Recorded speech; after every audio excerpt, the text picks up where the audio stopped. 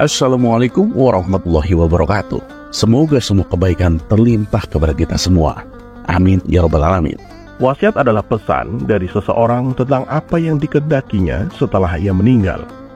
Tentu kita setuju bahwa melaksanakan wasiat itu hukumnya wajib, selama wasiat tersebut tidak bertentangan dengan hukum dan syariat agama. Apalagi sebagai anak yang menerima wasiat dari orang tuanya, tentu wasiat tersebut akan dipegangnya dengan teguh. Tapi ada kisah mengelikan yang dialami Abu Nawas tentang wasiat seorang ibu kepada anaknya, di mana anak tersebut juga merupakan murid Abu Nawas. Siapa lagi dia kalau bukan Ali Mustafa? Kita sudah tahu tentang Ali Mustafa ini di kisah-kisah sebelumnya. Ali adalah anak yang cerdas tapi juga polos. Kemampuannya dalam menangkap pelajaran terbilang jauh lebih cepat daripada murid-murid lainnya, apalagi bila mempelajari tentang hukum tata negara. Oleh karenanya, Abu Nawas mempunyai perhatian lebih padanya. Sampai-sampai Abu Nawas menaruh harapan besar kepada Ali. Kelak Ali harus menjadi hakim untuk negeri ini. Pengetahuannya tentang hukum tata negara begitu cepat dia kuasai, pikir Abu Nawas. Kemudian supaya anak didiknya menjadi pribadi yang alim dan jujur, Abu Nawas menanamkan ilmu agama kepadanya, agar kelak bila menjadi hakim adalah menjadi hakim yang bertakwa, tak bisa disogok, dan selalu memberikan keadilan kepada rakyat biasa. Suatu ketika saat Abu Nawas sedang mengajar, ia memberitahu kepada murid-muridnya betapa pentingnya menjadi orang yang bertakwa. Anak-anakku semua, bila besar nanti kalian ingin menjadi pejabat, ya jadilah pejabat yang bertakwa, agar tidak tergoda untuk berbuat korupsi, tidak semena-mena kepada rakyat jelata. Dan bila kalian ingin menjadi pedagang, ya jadilah pedagang yang bertakwa, agar kalian menjadi pedagang yang jujur dan tidak merugikan pembeli. Karena dengan menjadi orang yang bertakwa, apapun profesi kalian, insya Allah akan menjadi pribadi yang baik. Dan ketika kalian meninggal nanti, insya Allah dalam keadaan husnul khotimah dan menjadi penghuni surga, tutur Abu Nawas. Seluruh muridnya dengan seksama mendengarkan pituah gurunya itu. Di saat itulah Abu Nawas mengajukan sebuah pertanyaan. Siapa yang ingin menjadi ahli surga? Acungkan tangannya. Sontak seluruh muridnya yang ada di majelis langsung mengacungkan tangan. Akan tetapi ada satu murid yang tidak melakukannya. Dia adalah Ali Mustafa, anak didik Abu Nawas yang paling cerdas, di mana Abu Nawas mempunyai perhatian lebih kepadanya. Karena heran dengan sikap Ali, Abu Nawas pun menghampirinya. Ali, kenapa kamu tidak mengacungkan tangan? Kamu gak ingin menjadi penghuni surga? Tanya Abu Nawas. Tidak guru, jawab Ali sambil menggelengkan kepalanya.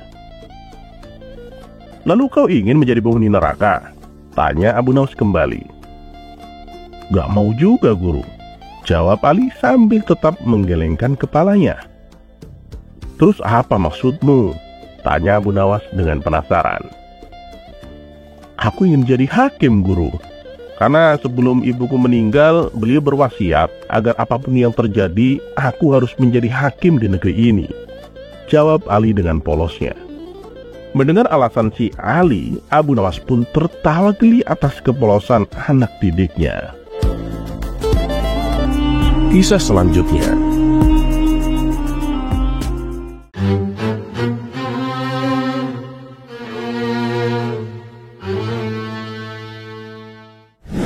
Kita semua sudah tahu bahwa Abu Nawas mempunyai istri yang cantik jelita. Ia merupakan gadis kembang desa. Cara mendapatkannya pun tak terbilang mudah. Dari berbagai macam drama doa yang Abu Nawas lakukan ketika masih bujang, ia langsung berdoa kepada Allah, meminta untuk gadis itu dijadikan jodohnya dengan langsung menyebut nama si gadis. Lama tak dikabulkan, Abu Nawas ganti strategi berdoa, meminta jodoh tanpa menyebutkan nama si gadis. Lama juga tak kunjung dikabulkan. Akhirnya Abu Nawas berdoa meminta jodoh bukan untuk kepentingan dirinya. Ia membawa-bawa ibunya. Katanya ia meminta jodoh agar ibunya tak kesepian sendirian di rumah. Sudah banyak trik-trik doa yang Abu Nawas praktekkan. Belum lagi persaingannya dengan pemuda sekampung, yang mereka juga ingin memperistri si kembang desa itu. Setelah lika-liku perjuangan itu, Allah mengabulkan doa Abu Nawas.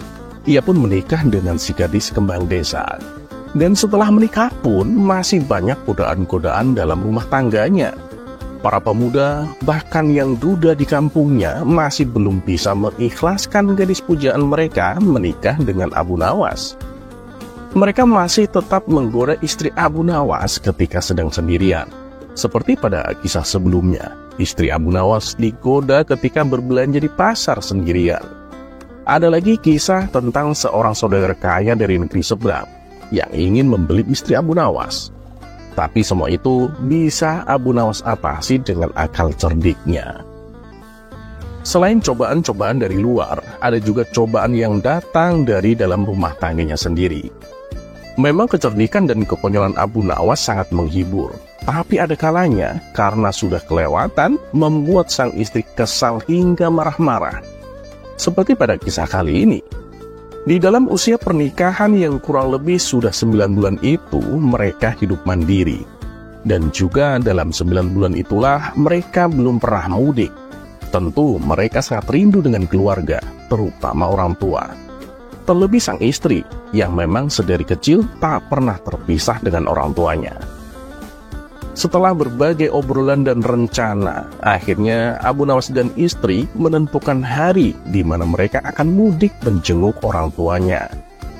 Walaupun jaraknya nggak terlalu jauh, tapi mereka harus bisa menentukan kapan waktu yang tepat, yaitu di Hari Raya Idul Fitri. Karena seperti yang kita ketahui, Abu Nawas sehari-harinya disibukkan mencari maisha. Dan tak jarang pula Abu Nawas tiba-tiba dipanggil ke istana menghadap Baginda Raja Harun ar-Rasyid. Ketika hari yang ditentukan telah tiba, Abu Nawas beserta istri tercinta dengan berbagai macam persiapannya memulai perjalanan mudik. Tak lupa sang istri pun mewanti-wanti agar semua jendela dan pintu ditutup dikunci rapat agar aman dari kemalingan. Di sepanjang perjalanan, Abu Nawas tak henti-hentinya bercerita sesuatu yang lucu, bahkan bertingkah konyol dan lucu. Hal itulah yang membuat perjalanan mereka tak terasa lama. Tahu-tahu mereka sudah sampai ke tempat tujuan. Dengan para kerabat, mereka berbincang, bercanda, bersendau gurau. Terutama kepada kedua orang tua, mereka pun sudah meminta maaf untuk segala kesalahan-kesalahannya. Tak terasa, hari sudah sore. Karena rumah orang tuanya yang sudah penuh dengan para kerabat yang kebanyakan dari jauh, tentu Abu Nawas dan istri memilih untuk tak menginap, tapi pulang ke rumah. Apalagi memang kampung di mana Abu Nawas tinggal sedang marak-maraknya kasus pencurian. Perjalanan pulang mereka walaupun cukup melelahkan tapi terasa singkat. Ketika di depan rumah, sang istri kaget melihat pintu rumahnya sudah terbuka. Bergegas ia masuk ke dalam dan mendapati seisi rumah berantakan. Ternyata rumah mereka kemalingan. Dan beberapa barang berharga hilang di kasak maling itu, termasuk gelang mas kawin pemberian dari suaminya. Inilah yang membuat sang istri marah. Ditambah lagi ia mendapati gembok pintu yang tak terpasang. Tandanya memang pintu itu tak dikunci gembok oleh Abu Nawas. Kamu ini gimana sih? Aku kan sudah bilang berkali-kali. Pintu semua dikunci, digembok. Ini malah gemboknya nggak dipasang. Teriak sang istri dengan emosi.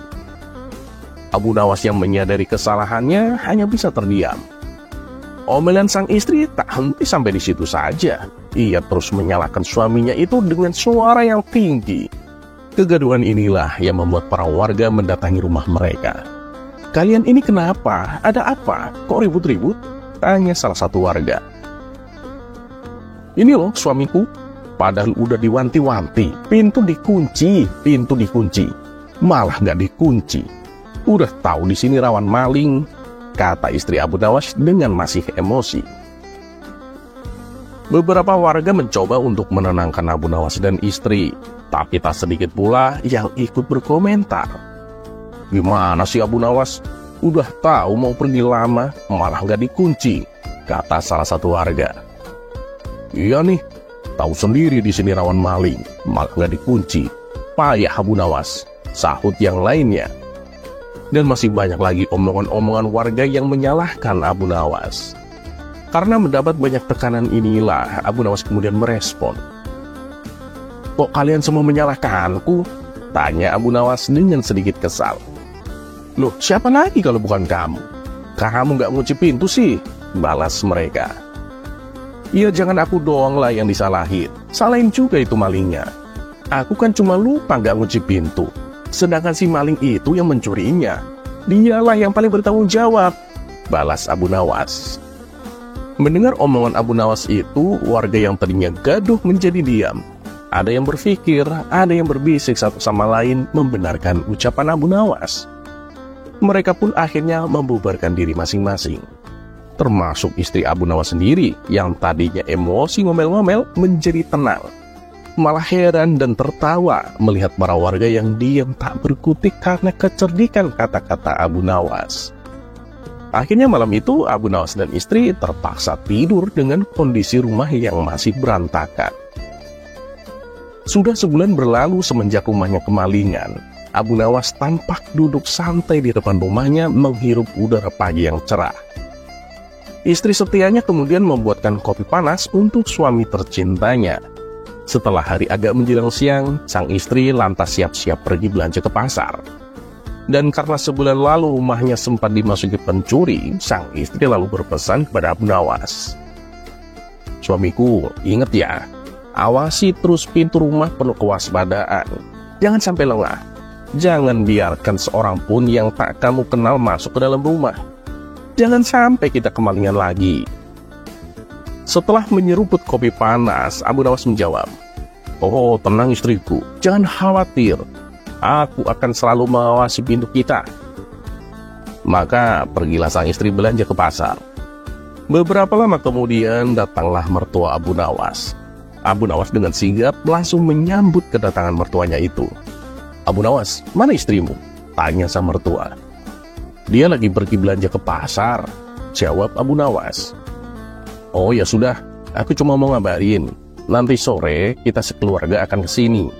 Susul istrimu dan katakan padanya supaya nanti sore jangan pergi kemana-mana," tutur sang mertua.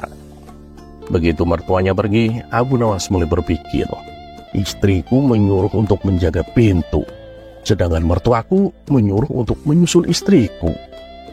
Abu Nawas pun menjadi bingung karena tak mungkin bisa menjalankan dua amanat tersebut sekaligus. Sedangkan ia tak mau disebut sebagai suami yang tak bertanggung jawab. Ia juga tak mau disebut sebagai menantu yang tidak berbakti kepada mertuanya. Setelah bingung memikirkan jalan keluarnya, Abu Nawas akhirnya membuat satu keputusan yang cukup berani.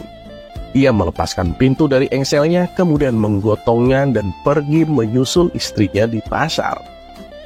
Ketika sudah bertemu istrinya di pasar, lagi-lagi sang istri nggak marah karena melihat alasan cerdik dan konyol suaminya itu. Dan Abu Nawas sukses menjalankan kedua misinya, bisa menjadi suami yang bertanggung jawab dan menjadi menantu yang berbakti kepada mertua. Dan untungnya rumah Abu Nawas yang ditinggal dengan tak ada pintunya sama sekali nggak kemalingan. Bukannya nggak diintai maling, tapi malingnya berpikir kalau pintu rumahnya terbuka, berarti yang punya rumah ada di dalam.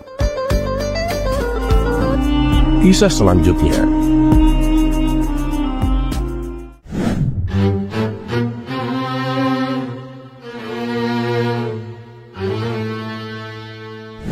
Sudah menjadi rutinitas istana ketika dipimpin Raja Harun Ar-Rasyid. Di setiap bulannya mengadakan pertemuan rutin dengan semua menteri-menterinya.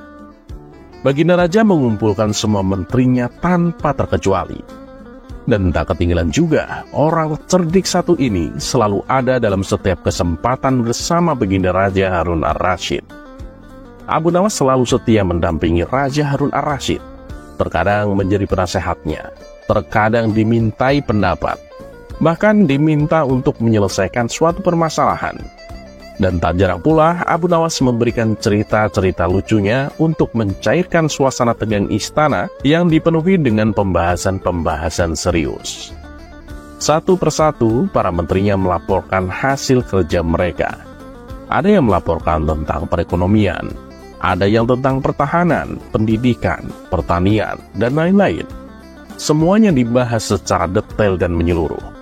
Bahkan tak jarang pula dilaporkan berbagai masalah, yang sudah tentu masalah itu akan dibahas di pertemuan tersebut dan langsung dicarikan solusi atau jalan keluarnya. Inilah yang membuat Baginda Raja terkadang merasa jenuh. Karena dari pagi sampai sore, semua yang ada di kepalanya adalah hal-hal yang serius. Di sela-sela waktu inilah, terkadang Baginda Raja meminta kepada Abu Nawas untuk memberikan cerita-cerita lucunya, hanya sekedar untuk menghilangkan rasa jenuhnya. Dan beberapa kali, Baginda Raja juga melontarkan pertanyaan-pertanyaan yang aneh bin nyeleneh kepada Abu Nawas. Dan pasti, jawaban dari Abu Nawas berhasil membuat semua orang di istana tertawa terbahak-bahak.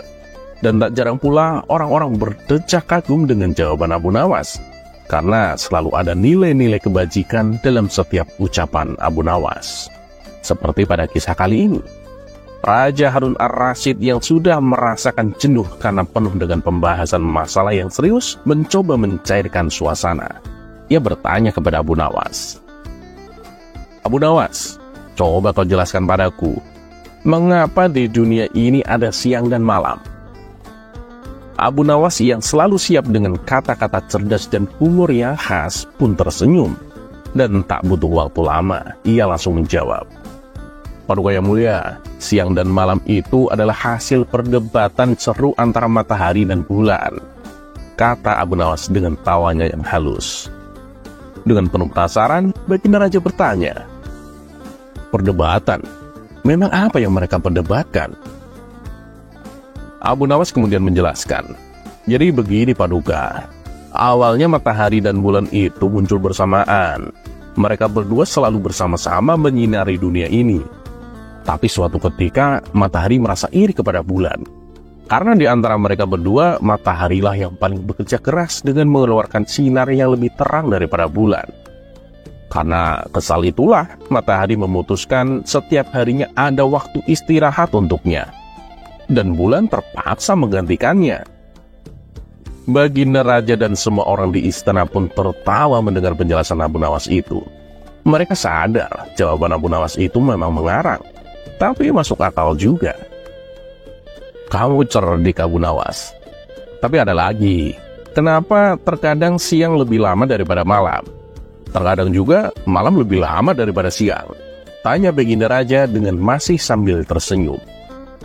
Abu Nawas kemudian menatap ke arah matahari dan berkata, "Ya, begitulah Paduka. Memang awal adanya siang dan malam itu karena si matahari merasa iri dan kesal kepada bulan. Tapi matahari juga masih mempunyai rasa sayang pada bulan. Karena bagaimanapun mereka berdua kan dulunya teman akrab, selalu bersama-sama menyinari dunia. Nah, karena rasa sayangnya itulah, terkadang matahari memberikan waktu yang lebih kepada bulan untuk istirahat. Begitu juga sebaliknya Paduka. Bulan terkadang memberikan waktu yang lebih kepada matahari dalam istirahatnya. Makanya kadang siang lebih lama, kadang malamnya yang lebih lama." Kembali, seisi istana tertawa bahagia mendengar jawaban Abu Nawas. Tetapi saat mereka masih larut dalam tawa, Abu Nawas kembali berkata, "Ada satu lagi Paduka. Memang rasa saling sayang mereka masih ada. Tapi terkadang, ya walaupun jarang, mereka saling berselisih, saling menjatuhkan satu sama lain. Nah makanya itu bisa terjadi yang namanya gerhana matahari. Ini berarti bulan sedang kesal ke matahari. Ia berusaha menutup sinar matahari. Dan terkadang juga ada gerhana bulan, berarti matahari sedang kesal sama bulan." Tak elak, tawa mereka pun semakin pecah.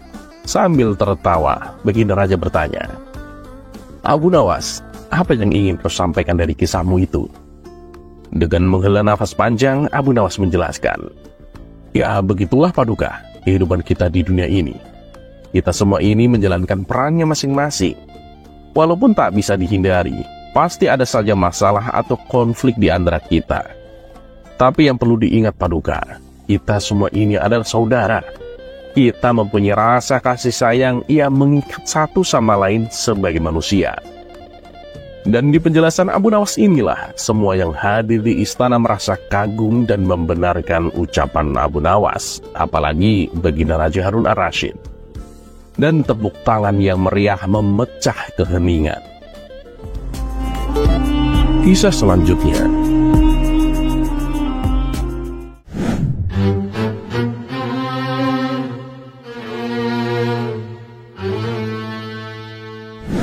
Sekarang memang sudah ada alat pendeteksi kebohongan yang biasanya disebut dengan lie detector atau poligraf. Tapi bagaimana di zaman dulu, di zamannya Raja Harun ar-Rasyid yang belum ada alat itu? Bagaimana mereka mengetahui bahwa orang tersebut berbohong atau tidak? Tentu kalau ada orang yang mempunyai alat pendeteksi kebohongan akan menjadi heboh pada masa itu. Dan ini terjadi pada Abu Nawas. Abu Nawas mengklaim bahwa dia mempunyai seekor keledai yang bisa mendeteksi apakah orang itu bohong atau tidak. Tentu hal itu menjadikan heboh di masyarakat, tak terkecuali kawan-kawan tongkrongannya. Tak ayal, ketika Abu Nawas berkumpul dengan kawan-kawannya, ia langsung ditanyai perihal keledainya itu. Abu Nawas, apa benar kata orang-orang kalau keledaimu bisa mendeteksi kebohongan? Tanya salah satu kawannya. Iya, yang dikatakan mereka memang benar, jawab Abu Nawas. Abu Jahil yang kala itu juga ikut berkumpul langsung membantahnya. Ah, mana ada keledai bisa seperti itu? Itu kan hanya bualan Abu Nawas saja. Abu Nawas kemudian membalas. Ya kalau nggak percaya juga nggak masalah. Aku juga nggak butuh pengakuanmu. Mendengar hal itu, Abu Jahil menjadi emosi karena merasa disepelekan. Kalau memang benar, bawa sini keledainya, tunjukkan pada kami, ucap Abu Jahil dengan sedikit emosi. Iya Abu Nawas, bawa saja keledainya ke sini, biar kami gak penasaran, sahut kawan-kawannya.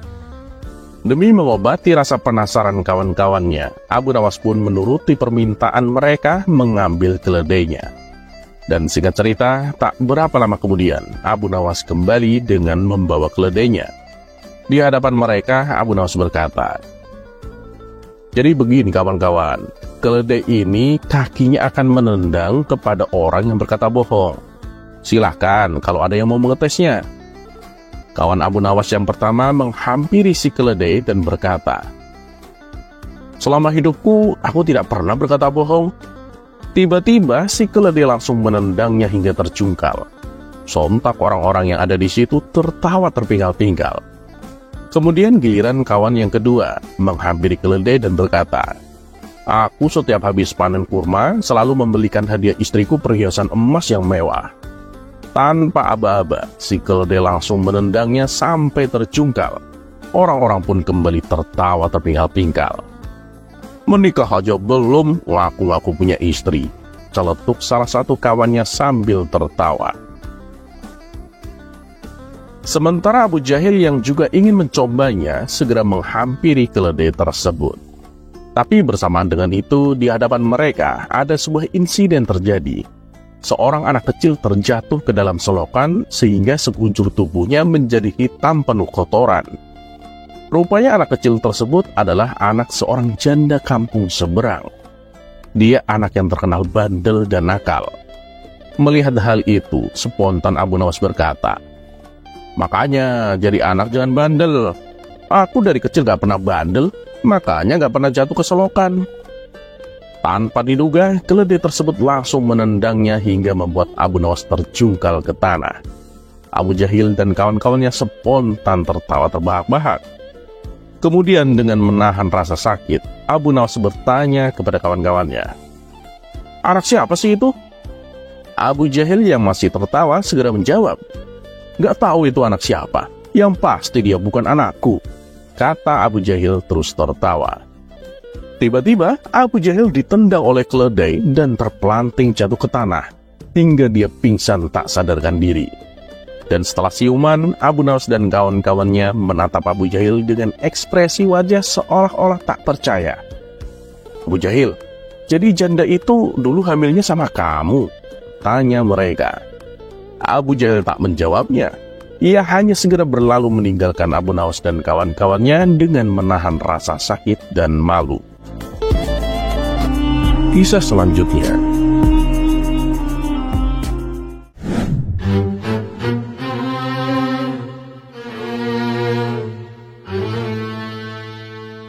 Abu Nawas sudah sering menolak untuk dijadikan pejabat istana oleh Baginda Raja Harun ar-Rasyid. Bukan karena dia tak butuh uang. Ini lebih kepada Abu Nawas muak dengan kehidupan para pejabat yang penuh dengan intrik, konspirasi, dan perbuatan yang kurang terpuji. Dan memang, Abu Nawas lebih suka membantu orang-orang kecil yang terkena masalah, apalagi kalau bermasalah dengan seorang pejabat. Dan tak tanggung-tanggung, bila memakai ucapan tak berhasil, Abu Nawas tak segan-segan bermain fisik. Bahkan Abu Nawas berani meminta makhluk astral untuk membantunya. Seperti pada kisah kali ini, Abu Nawas meminta bantuan kepada malaikat untuk memberikan pelajaran kepada seorang pejabat yang bejat. Dan kisah ini berawal dari adanya seorang pencuri di kota Baghdad. Si pencuri itu sebenarnya sering tertangkap oleh warga. Namun anehnya, ia tidak pernah jera dengan perbuatannya. Suatu hari, ia mencuri di rumah salah seorang saudagar kaya raya. Ketika sedang menjarah barang-barang berharga, dia kepergok oleh si pemilik rumah. Saudagar kaya tersebut langsung berteriak minta tolong.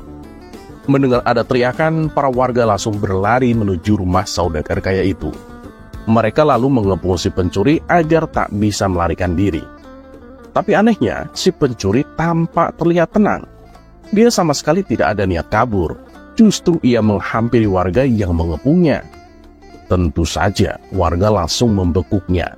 Bahkan ada beberapa orang yang hendak memukuli, dan ada juga yang ingin melemparinya dengan batu. Di saat itulah, dengan ajaib, datang menteri istana untuk mengamankan si pencuri.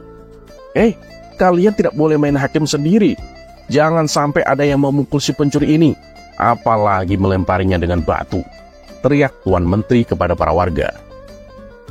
Tapi Tuan, dia sudah sering mencuri. Kami sudah sangat geram dengan ulahnya. Biarlah kami memukulinya, biar kapok dia, sahut salah seorang warga.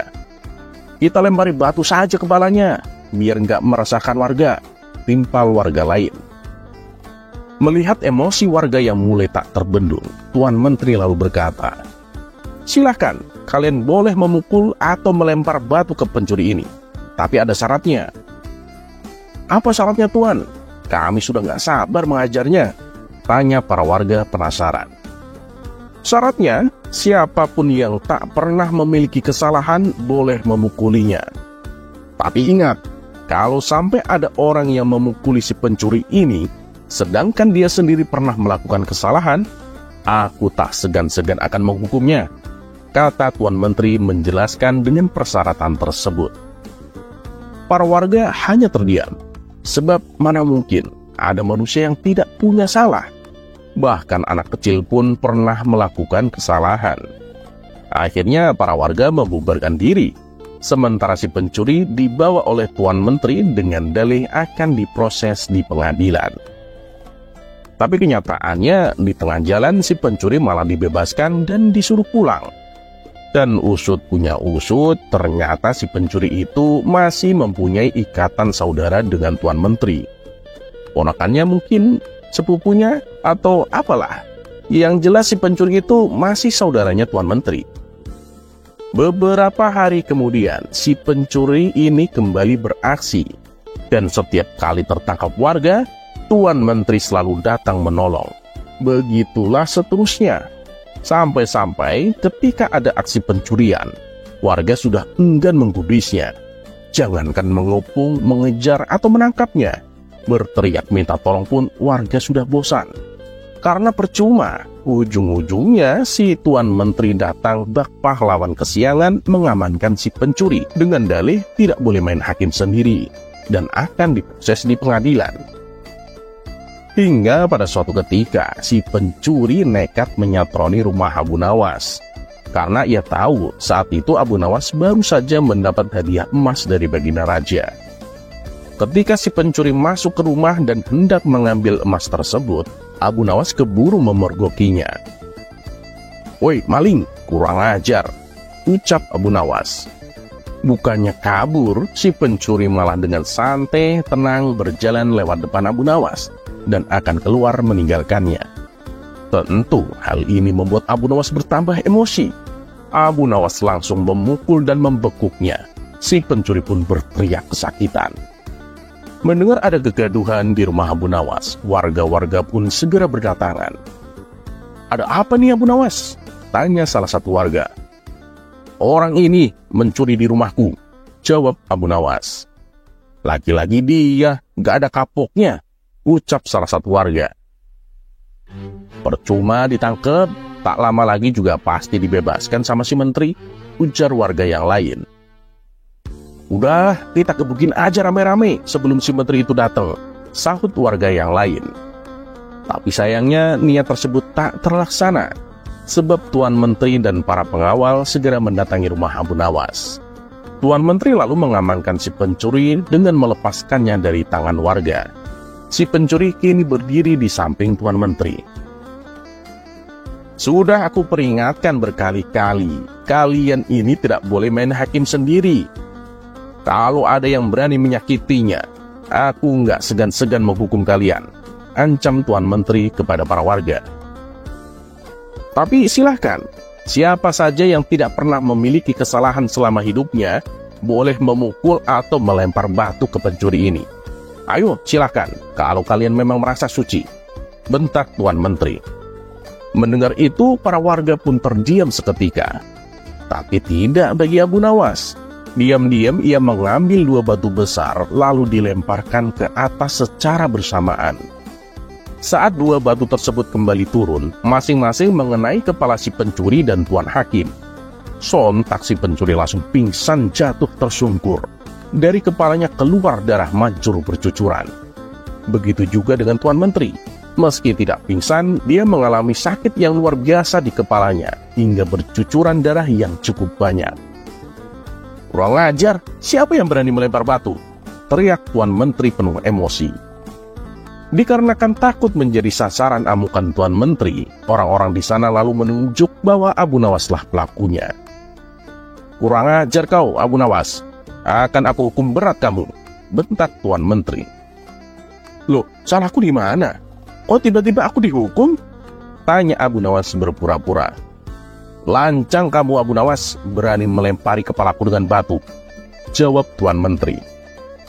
"Oh itu, Anda kan tadi mengatakan sendiri, siapapun yang tidak pernah bersalah selama hidupnya boleh melempari si pencuri dengan batu," balas Abu Nawas. "Jadi kamu merasa kamu tak pernah berbuat salah? Hah? Jangan sok suci kamu, Abu Nawas," hardik Tuan Menteri. "Justru itu, aku ini memang pernah berbuat salah. Makanya aku minta bantuan malaikat langit. Aku berikan dia 2 batu dengan melemparkannya ke atas. Ketika malaikat itu melemparkannya ke bawah, ternyata yang kena bukan hanya si maling ini, tapi Anda juga ikut kena. Mungkin malaikat langit lebih tahu bila selama ini Anda bersekongkol dengan si maling ini," kata Abu Nawas. Mendengar itu, Tuan Menteri tidak bisa berkata apa-apa, tapi memendam amarah kepada Abu Nawas. Tuan Menteri ingin menghukumnya saat itu juga, karena perkataan yang diucapkan Abu Nawas hanya dibuat-buat. Belum sempat Tuan Menteri memerintahkan pengawal untuk menangkap, tiba-tiba Abu Nawas berkata lagi, kalau sampai besok dia kedapatan mencuri lagi, dan Tuan Menteri menolongnya dengan alasan akan mengamankannya, batu ini bukan hanya aku berikan kepada malaikat langit, tapi akan aku berikan juga kepada Baginda Raja, ancam Abu Nawas. Mendengar perkataan tersebut, nyali Tuan Menteri mendadak ciut. Tuan Menteri yang tadinya bersikap garang mendadak berubah menjadi santun. Sebab tahu betul betapa dekatnya Abu Nawas dengan Baginda Raja. "Maaf Tuan Abu Nawas, aku pastikan kali ini si maling akan mendapat hukuman," kata Tuan Menteri. Dan sejak saat itulah, akhirnya si pencuri menjadi jera dan tidak mengulangi perbuatannya. Karena backingannya kalah pamor dengan backingan Abu Nawas. Kisah selanjutnya.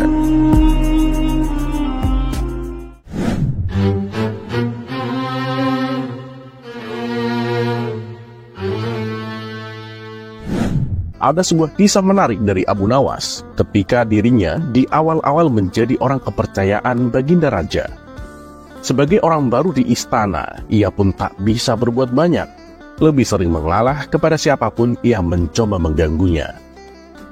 Diceritakan, awal pekerjaan Abu Nawas adalah menjadi penjual minyak wangi, yang setiap hari berkeliling pasar untuk menjajakan dagangannya.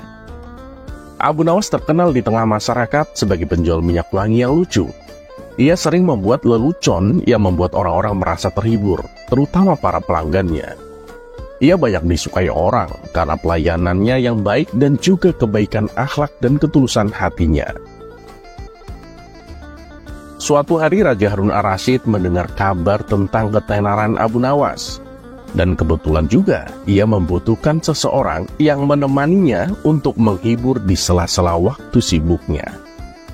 Maka Baginda Raja pun memerintahkan pengawal pribadinya untuk mengundang Abu Nawas datang ke istana.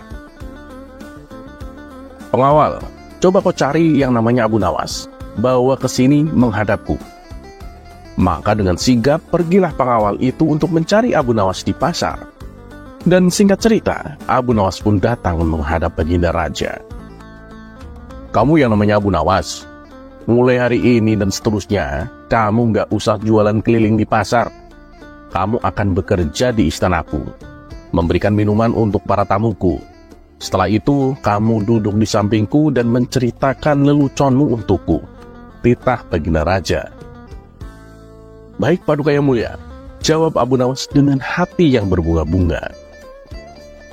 Maka pulanglah Abu Nawas, dan ia menceritakan kabar gembira kepada istrinya bahwa ia akan menjadi pelayan istana. Dan keesokan harinya, Abu Nawas ke istana dengan mengenakan pakaian terbaiknya. Ia memasuki ruangan yang telah dipenuhi oleh para tamu sang raja. Abu Nawas memulai pekerjaannya membagikan minuman untuk tamu raja. Setelah itu ia duduk di samping Baginda Raja untuk menceritakan kisah-kisah leluconnya. Semua tamu undangan tertawa terbahak-bahak mendengar cerita Abu Nawas. Raja pun menjadi sangat terhibur. Dan ketika sudah menjelang sore, setelah menerima upah, maka Abu Nawas pulang ke rumahnya. Begitulah keadaan Abu Nawas untuk beberapa waktu yang cukup lama. Sampai suatu hari, sang pengawal pribadi Baginda Raja merasa cemburu akan kedekatan Abu Nawas dengan rajanya. Seperti biasa, setelah Abu Nawas menjalankan tugasnya sebagai pelayan istana, maka pulanglah ia ke rumah. Dan ternyata pengawal tersebut mengikutinya. Kemudian ia berkata, "Abu Nawas, aku ini kan pengawal pribadi Baginda Raja sudah lama. Aku hafal betul dengan semua sikap Baginda Raja. Nah, tadi waktu kamu bicara dengan Baginda Raja, aku melihat ada gelagat Baginda Raja yang aneh. Sepertinya Baginda Raja sangat terganggu dengan bau mulutmu." Abu Nawas pun terkejut, karena selama ini ia merasa tak punya bau mulut. Tapi sebagai orang baru di istana, ia pun menerimanya, dan kemudian bertanya kepadanya, "Oh begitu ya Tuan, lalu apa yang harus aku lakukan agar Baginda Raja tidak terganggu dengan bau mulutku?" Si pengawal itu kemudian berkata, "Begini saja Abu Nawas, saat kamu bicara di depan raja, sebaiknya kamu tutupi mulutmu dengan tangan." "Oh, baiklah Tuan," jawab Abu Nawas. Ketika pagi telah tiba dan matahari mulai menampakkan sinarnya, pergilah Abu Nawas ke istana. Sebagaimana kebiasaannya, ia memberikan minum para tamu Baginda Raja, kemudian duduk di samping Baginda Raja. Abu Nawas melanjutkan tugasnya bercerita kisah-kisah yang lucu. Namun kali ini Abu Nawas bercerita sambil menutupi mulutnya dengan tangan. Melihat hal itu, Baginda Raja menjadi tersinggung. Begitu pula dengan para tamunya. Setelah Abu Nawas pulang, maka Baginda Raja berkata kepada pengawal pribadinya, "Pengawal, sikap Abu Nawas hari ini membuatku tersinggung. Apalagi ia lakukan di depan para tamu-tamuku." Si pengawal pribadinya membalas dengan memprovokasi, "Maaf Paduka, sebenarnya saya tahu kenapa Abu Nawas bicara dengan menutup mulutnya begitu. Tapi saya takut jika saya memberitahu Paduka, nanti Paduka akan memenggal kepala saya." Baginda Raja kemudian berkata, "Katakanlah yang sesungguhnya pengawal, aku jamin keamananmu." Pengawal itu kembali berkata, "Siap Paduka." Katanya Abu Nawas sangat terganggu dengan bau mulut Paduka. Mendengar itu Baginda Raja menjadi murka. "Kurang ajar, dia berani menghinaku." Dan esok paginya, seperti biasa, Abu Nawas datang ke istana untuk melakukan tugasnya. "Abu Nawas, hari ini kamu gak usah bercerita. Ada tugas lain untukmu. Sekarang juga berikan kado hadiah ini ke rumah Tuan Ali," titah Baginda Raja. "Baik Paduka yang mulia," jawab Abu Nawas. Ia pun lalu meninggalkan istana untuk mengantarkan kado hadiah tersebut. Ternyata pengawal yang dengki kepada Abu Nawas diam-diam mengikutinya. "Ya Abu Nawas, tunggu!" teriaknya sambil berlari mengejar Abu Nawas. "Kamu dapat tugas apa dari Baginda Raja?" tanya si pengawal. "Ini Tuan, saya disuruh mengantar kado hadiah ini ke rumah Tuan Ali," balas Abu Nawas. Aneh, padahal kemarin Baginda Raja murka dengan Abu Nawas. Kok sekarang Abu Nawas malah diberi kepercayaan untuk memberikan kado hadiah untuk Tuan Ali, pikir pengawal tersebut. "Sini Abu Nawas, biar aku saja yang mengantarnya. Untuk tugas seperti ini, aku kan lebih berhak daripada kamu," kata si pengawal sambil merebut paksa kado hadiah tersebut. Abu Nawas berusaha mencegahnya, tapi apalah daya, ia tak bisa melawan seniornya. Kemudian dengan langkah mantap penuh percaya diri, si pengawal itu pergi ke rumah Tuan Ali untuk memberikan kado hadiahnya. Setelah kado tersebut diterima Tuan Ali membukanya dan melihat di dalamnya ada surat yang bertuliskan, siapa saja yang mengantarkan kado ini penggal kepalanya. Ternyata Tuan Ali adalah seorang algojo kerajaan. Maka tanpa basa-basi ditangkaplah pengawal tersebut dan dipenggal kepalanya. Hari berikutnya, Abu Nawas kembali datang ke istana untuk melakukan tugasnya. Baginda Raja pun kaget melihat Abu Nawas masih hidup. "Abu Nawas, aku ingin bertanya kepadamu," kata Baginda Raja. "Siap Paduka, silakan," jawab Abu Nawas. "Kenapa kamu kemarin bercerita dengan menutupi mulutmu pakai tangan?" tanya Baginda Raja. "Ampun Paduka yang mulia," kata pengawal pribadi Paduka, "Paduka sangat terganggu dengan bau mulut saya, dan saya disarankan untuk menutupi mulut saya dengan tangan saat saya bicara di depan Paduka," ujar Abu Nawas. Baginda Raja kebingungan dengan pengakuan Abu Nawas yang berbeda dengan apa yang diceritakan pengawal pribadinya. Dan Raja pun sangat murka kepadanya karena kebohongannya yang dibuat-buat. Kemudian Baginda Raja kembali bertanya kepada Abu Nawas, "Oh begitu, terus gimana dengan kado hadiah yang kutitipkan kepadamu kemarin?" "Ampun Paduka yang mulia, kado itu direbut paksa oleh pengawal pribadi Paduka. Katanya dia lebih berhak dan pantas untuk mendapatkan tugas itu." Maka Baginda Raja pun tersenyum sambil berkata, "Ya, memang benar. Dia sangat berhak mendapatkannya daripada kamu. Ya sudah Abu Nawas, sekarang lakukan tugasmu seperti biasanya." Kisah selanjutnya.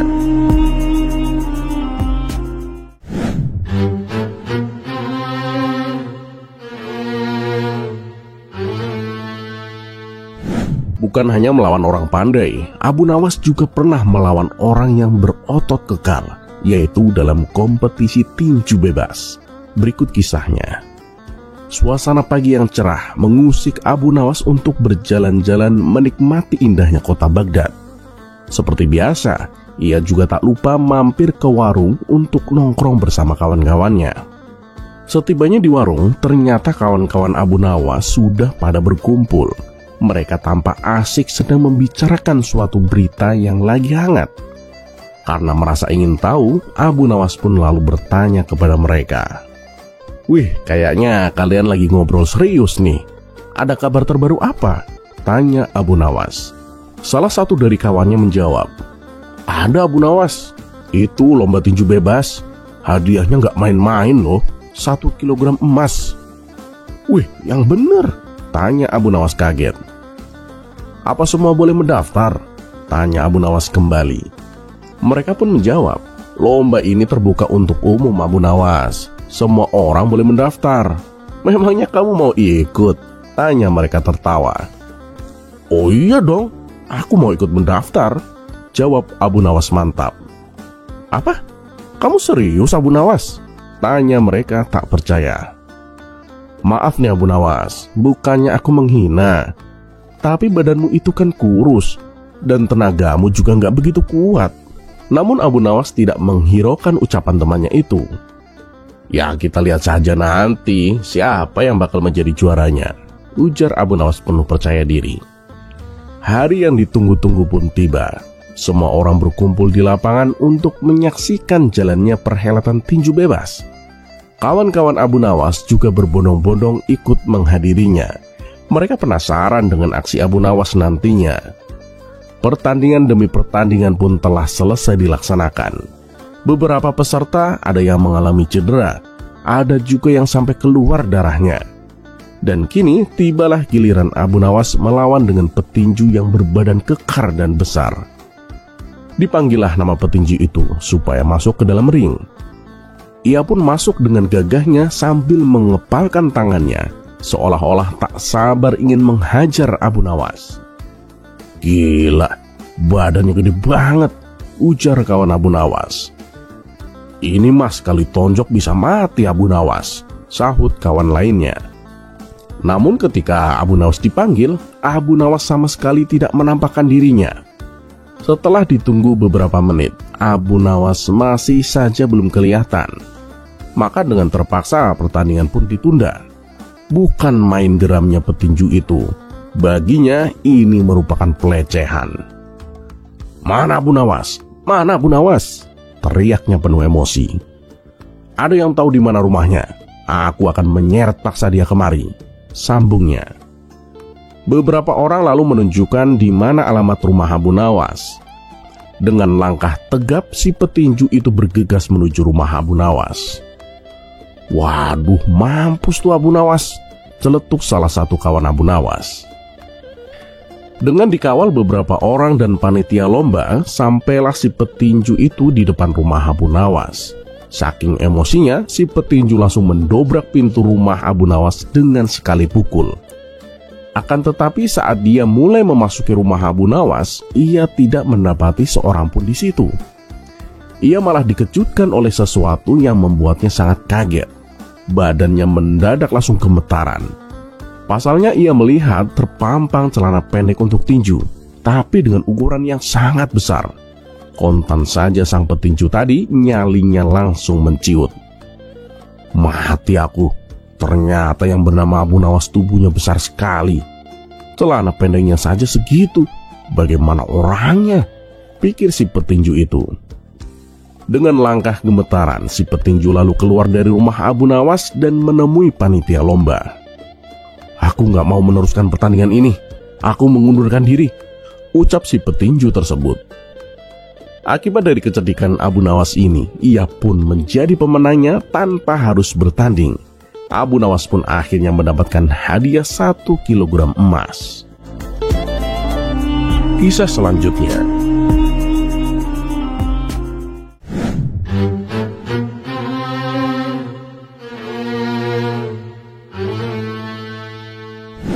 Kota Baghdad dikenal sebagai kota yang panas. Hampir setiap hari, kota ini selalu disinari matahari dengan panasnya.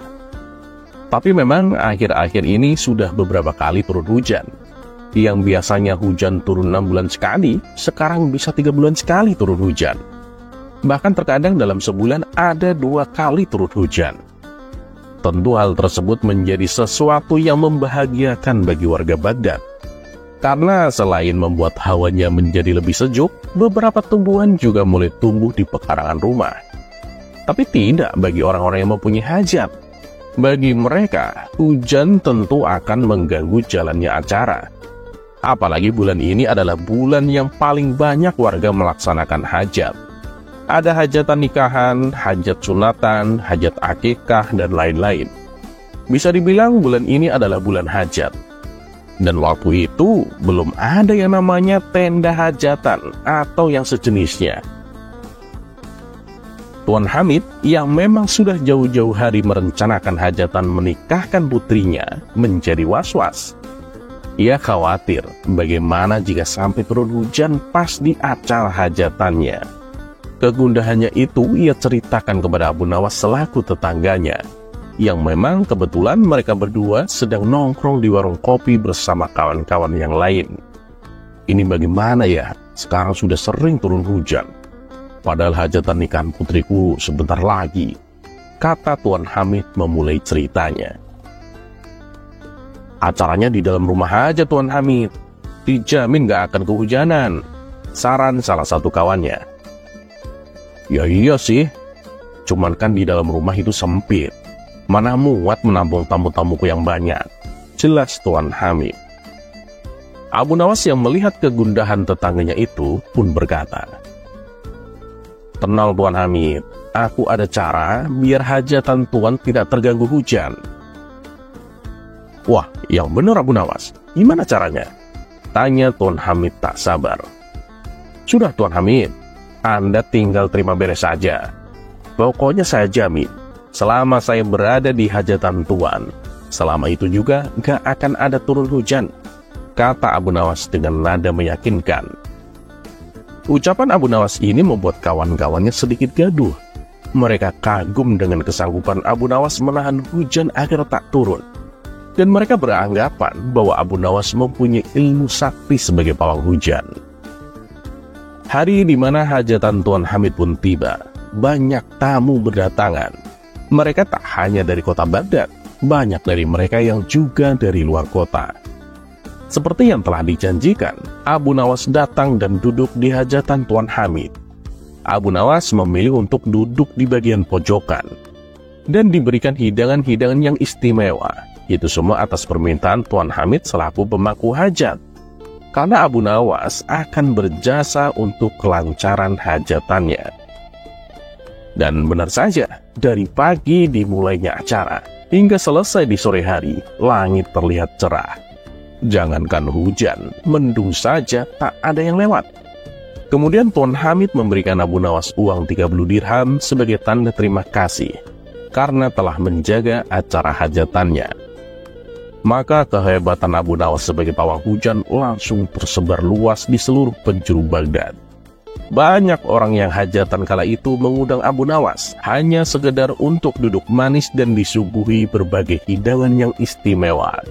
Dan anehnya, setiap kali hajatan yang ada Abu Nawas di situ, langit pun terlihat cerah dan terhindar dari hujan. Begitulah terus-menerus kegiatan Abu Nawas. Diundang hajatan, duduk manis di pojokan, makan hidangan yang istimewa, pulangnya membawa uang. Terkadang 30 dinar, kadang 20 dinar, dan ada pula yang memberi 50 dinar. Hingga salah satu tetangganya yang bernama Abu Jahil mengadakan hajatan khitanan untuk anaknya. Ia pun datang ke rumah Abu Nawas bertujuan mengundangnya ke tempat hajatnya. "Abu Nawas, besok datang ya ke hajatanku. Sama aku minta tolong, seperti biasa kamu duduk di pojokan aja. Nanti masalah hidangan pokoknya spesial lah buat kamu," kata Abu Jahil. "Oh tenang Abu Jahil, pokoknya selama aku duduk di hajatanmu pasti tidak akan ada hujan," balas Abu Nawas. Dan tibalah waktunya hajatan Abu Jahil. Seperti biasa, Abu Nawas duduk di pojokan dan menyantap hidangan-hidangan yang istimewa. Tapi kali ini angin tak seperti biasanya. Berhembus sepoi-sepoi, disusul dengan mendung, dan hujan pun turun. Semua tamu undangan lari berteduh ke rumah-rumah warga yang tak jauh dari hajatan Abu Jahil. Tak terkecuali Abu Nawas. Ia berteduh di salah satu teras rumah warga. Mendapati hajatan yang berantakan karena hujan, Abu Jahil beranggapan bahwa Abu Nawas kerjanya gak pecus. Bahkan ia menganggap Abu Nawas telah menipunya. Maka dengan mantap ia melaporkan hal itu kepada Tuan Hakim. Singkat cerita, ketika mereka berdua sudah di pengadilan, Abu Jahil langsung memaparkan kejadian perkaranya. "Tuan Hakim, saya telah dibohongi Abu Nawas. Hajatan saya berantakan gara-gara Abu Nawas. ia mengaku sebagai pawang hujan. Katanya selama dia duduk di hajatanku, pasti tidak akan ada hujan. Tapi nyatanya Tuan Hakim, hujan turun sangat deras. Hajatanku berantakan, Tuan Hakim, berantakan. Mendengar laporan Abu Jahil tersebut, Tuan Hakim kemudian bertanya kepada Abu Nawas. Abu Nawas, kamu telah dengar sendiri laporan Abu Jahil tadi. Sekarang apa pembelaanmu? Begini Tuan Hakim, memang benar apa yang dilaporkan Abu Jahil tadi. Saya berkata kepada Abu Jahil bahwa selama saya duduk di hajatannya, maka tidak akan ada hujan. Karena kan kalau hujan, ya ngapain saya duduk di sana? Lebih baik saya meneduh. Dan itu yang saya lakukan kemarin Tuan Hakim. Saya duduk di hajatan Abu Jahil dari pagi, dan siangnya hujan. Ya saya meneduh. Masa saya tetap duduk hujan-hujanan sendirian di situ? Kan gak mungkin Tuan Hakim, ucap Abu Nawas menjelaskan. Setelah mendengar penjelasan Abu Nawas tersebut, antara Tuan Hakim dan Abu Jahil, mereka mengerti dan memahami apa yang dikatakan Abu Nawas memang benar. Abu Nawas mengatakan selama ia duduk di hajatan maka tidak akan ada hujan. Karena kalau ada hujan, pasti Abu Nawas akan meneduh. Tidak mungkin tetap duduk di hajatan hujan-hujanan sendirian. Kisah selanjutnya. Kisah selanjutnya.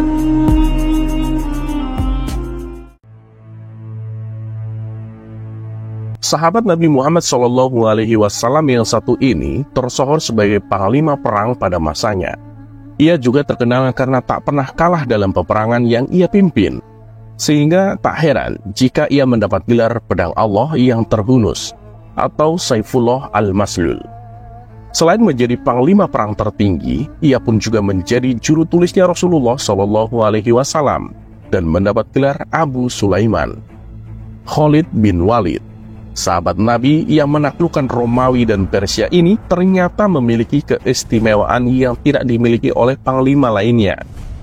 Ia mampu menyatukan wilayah Arabia untuk pertama kalinya dalam sejarah.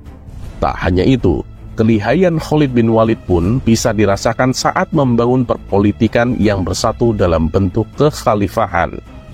Hal lainnya dari Khalid bin Walid adalah ia merupakan sosok panglima tertinggi satu-satunya pada zaman Rasulullah SAW dan para penerusnya. Khalid bin Walid memiliki kehebatan dan keberanian di medan perang. Ia pernah memimpin pasukan Quraisy saat perang Uhud. Saat itu ia belum masuk Islam dan masih menjadi panglima pasukan berkuda kaum Quraisy dan berhasil mengalahkan pasukan kaum muslimin. Saat perang Uhud, strategi yang digunakan Khalid bin Walid adalah memanfaatkan kelemahan kaum muslimin. Saat perang Uhud, memang kaum muslimin ini hilang fokus karena terlalu berlomba-lomba mengambil harta rampasan perang. Kaum muslimin menyangka bahwa mereka menang dan musuh telah kalah. Namun ternyata pasukan Khalid bin Walid yang masih tersisa malah menyerang balik secara mendadak dan berhasil mengalahkan pasukan kaum muslimin. Khalid bin Walid memiliki hubungan yang istimewa dengan Nabi Muhammad SAW. Meskipun awalnya menentang Islam, perjalanan hidup Khalid berubah secara drastis ketika beliau memeluk agama baru. Nabi Muhammad SAW mengakui perubahan besar dalam karakter dan kebijaksanaan Khalid. Khalid bin Walid menjadi komandan yang sangat dihormati oleh Nabi dan terlibat dalam berbagai kampanye militer yang mengukuhkan kedudukannya sebagai salah satu sahabat terkemuka. Meski beberapa keputusan strategisnya menimbulkan kontroversi, Nabi Muhammad SAW selalu mempercayakan tugas-tugas penting kepadanya. Meskipun Khalid memiliki masa lalu sebagai musuh Islam, Nabi Muhammad menunjukkan sikap pemahaman dan kasih sayang. Beliau tidak hanya menerima taubat Khalid, tetapi juga memberinya tanggung jawab penting dalam menyebarkan Islam. Berikut adalah pertempuran-pertempuran yang dimenangkan oleh Khalid bin Walid.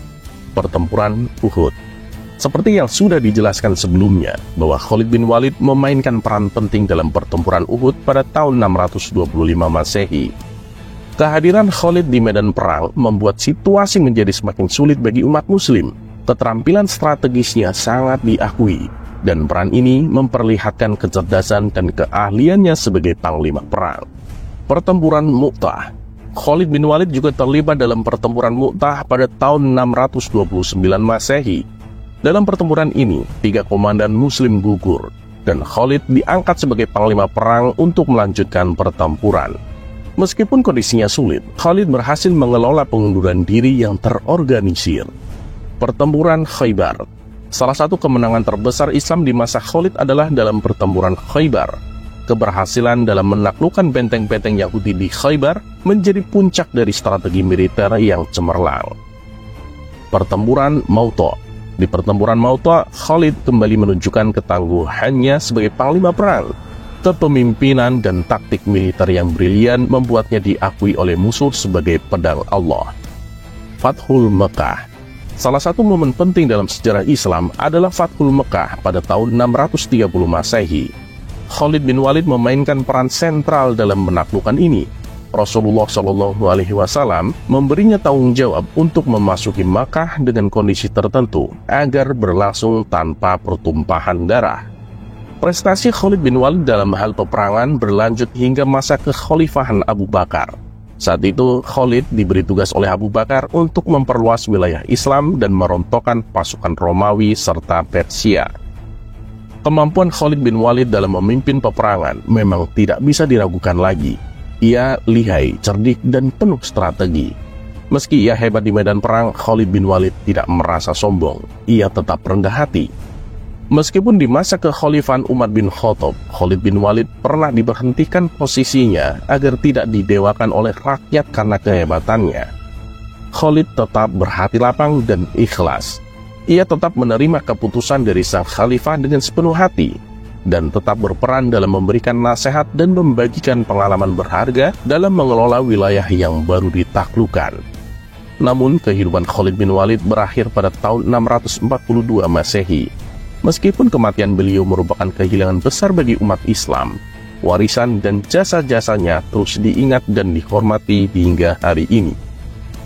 Ada beberapa hikmah dan pembelajaran dari seorang panglima besar Khalid bin Walid. Taubat yang diterima. Khalid bin Walid adalah contoh nyata bahwa taubat sejati dapat mengubah hidup seseorang. Meskipun awalnya berada di pihak yang melawan Islam, taubatnya menjadi tonggak penting dalam sejarah Islam.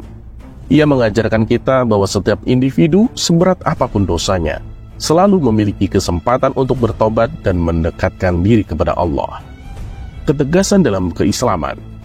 Khalid bin Walid menunjukkan ketegasan dalam mengamalkan ajaran Islam setelah memeluk agama baru. Keberanian dan keteguhan hatinya menjadi inspirasi bagi umat Islam untuk mempertahankan keimanan mereka, meskipun dihadapkan pada cobaan dan rintangan. Ketajaman strategi militer. Sebagai panglima perang ulung, Khalid bin Walid menunjukkan keahlian dan ketajaman strategi dalam medan perang.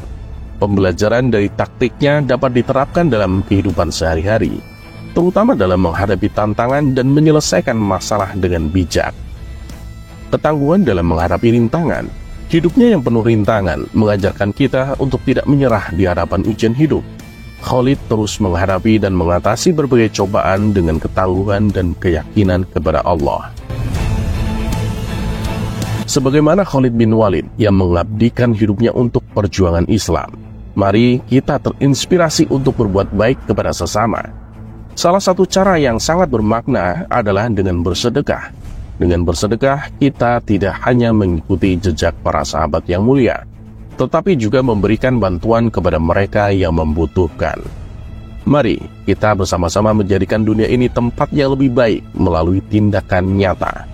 Bersedekahlah, karena setiap kontribusi kita akan menjadi amal jariah yang membawa berkah untuk kita dan orang lain.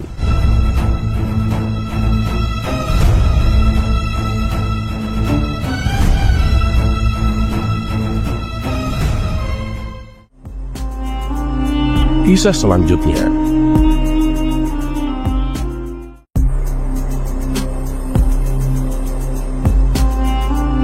Bagi pemeluk agama Islam, mungkin nama Hamzah bin Abdul Muthalib tidaklah terdengar asing. Dia adalah salah satu paman Nabi yang memiliki peran begitu besar dalam perjuangan beliau Nabi Muhammad SAW menyebarkan agama Islam. Menjadi seorang paman, sahabat sekaligus saudara sepersusuan, Hamzah tentu memiliki hubungan yang amat dekat dengan Rasul. Hamzah bin Abdul Muthalib dilahirkan di Mekah sekitar tahun 568. Merujuk dari tahun dilahirkannya ini, usia Hamzah diperkirakan lebih tua 2 tahun dari Nabi Muhammad SAW.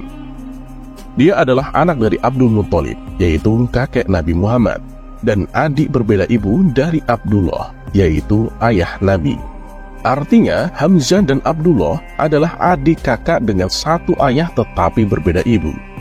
Meski begitu, ternyata hubungan antara Hamzah dan Rasul juga terhubung dari pihak ibu. Pasalnya, Halah binti Wuhaib, yaitu ibu Hamzah, adalah saudara sepupu Aminah, yaitu ibu Nabi Muhammad.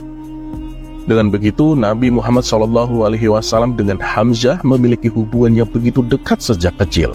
Terlebih beliau berdua juga terhitung sebagai saudara sepersusuan.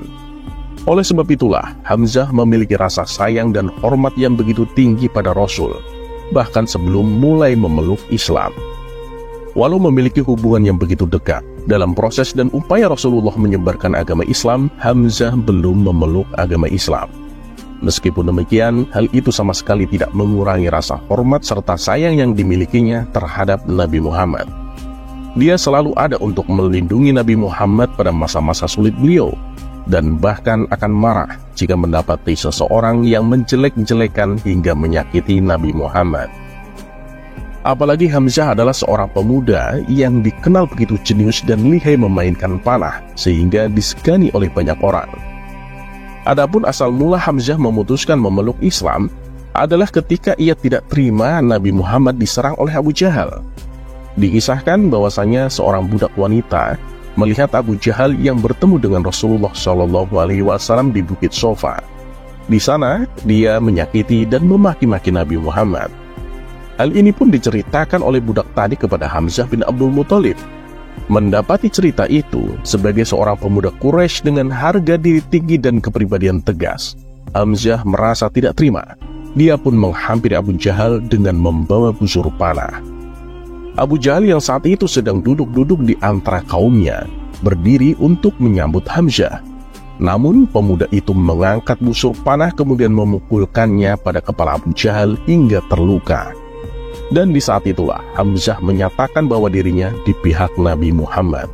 Hamzah sempat dilanda keraguan, karena memang awalnya kalimat itu keluar secara spontanitas atas harga diri akan keluarganya yang tidak ingin disakiti. Hingga kemudian dia hanya meminta petunjuk pada Tuhan dan Maha Suci Allah yang kemudian meneguhkan hatinya. Hamzah pun menceritakan hal ini pada Rasulullah SAW, dan beliau turut bersukacita atas masuknya Hamzah ke agama Islam.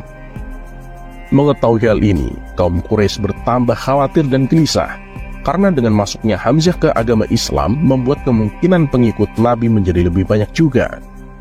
Setelah Hamzah bin Abdul Muthalib memeluk Islam, Abu Jahal berpikir bahwa perang antara kaum muslim dan kaum Quraisy sudah tidak dapat dielakkan lagi.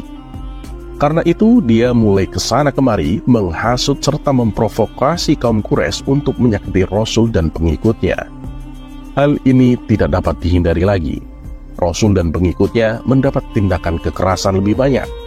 Tetapi di samping itu, keislaman Hamzah secara tidak langsung juga menjadi perisai serta benteng pelindung untuk kaum muslimin. Lebih dari itu, karena Hamzah begitu tegas, cerdas, dan berwibawa, dia banyak disegani dan memiliki daya tarik tersendiri. Sebab hal inilah, banyak kabilah-kabilah Arab yang kemudian tertarik untuk mengetahui agama Islam lebih dalam. Selain hal itu, ketangkasan Hamzah membuatnya menjadi salah satu orang yang dipercayai untuk mendampingi Rasulullah dalam setiap peperangan. Pada Perang Badar tahun 2 Hijriah, Hamzah bin Abdul Muthalib serta Ali bin Abi Thalib ditunjuk sebagai pemimpin pasukan kaum muslim pertama yang dikirim oleh Nabi Muhammad SAW. Dengan keberanian luar biasa yang ditunjukkan dan dikerahkannya, umat muslim mendapat kemenangan dalam Perang Badar. Terdapat banyak korban yang jatuh dari pihak kaum kafir Quraisy pada Perang Badar. Sebab itulah, mereka merasa harus membalas kekalahan yang telah terjadi dengan menghimpun kekuatan dan mempersiapkan diri untuk peperangan selanjutnya. Pada Perang Uhud tahun 3 Hijriah, Setelah Perang Badar, Hamzah turut terlibat lagi dalam perang lanjutan antara kaum muslim dengan kaum kafir Quraisy, yaitu Perang Uhud. Para kaum Quraisy yang bertekad membalas dendam menjadikan Rasulullah dan Hamzah bin Abdul Muthalib sebagai sasaran utama. Pada pertempuran ini, kaum Quraisy membawa hingga total lebih dari 3.000 pasukan. Adapun pasukan ini meliputi 700 unta, 200 kavaleri, serta pemanah dan infanteri. Sementara pasukan muslimin total berjumlah sekitar 1.000 orang, gabungan dari kaum muslim di Madinah. Pasukan muslimin yang dipimpin langsung oleh Nabi Muhammad SAW ini bertemu dengan pasukan lawan di dekat Jabal Uhud. Selama peperangan, beberapa pasukan muslim yang dipimpin oleh Hamzah berada di tengah dan menyerang musuh ke arah kanan dan kiri. Saat kemenangan dirasa sudah dekat, Rasulullah memerintahkan agar para pasukan pemanah tetap di atas bukit Uhud untuk berjaga. Tapi mereka tidak mentaatinya dan turun untuk mengambil harta rampasan perang. Dan ini menjadi sebuah titik balik. Kaum Quraisy pun menyadari pertahanan yang longgar ini dan segera menyerang balik dengan menduduki bukit dan melancarkan serangan dari atas bukit Uhud.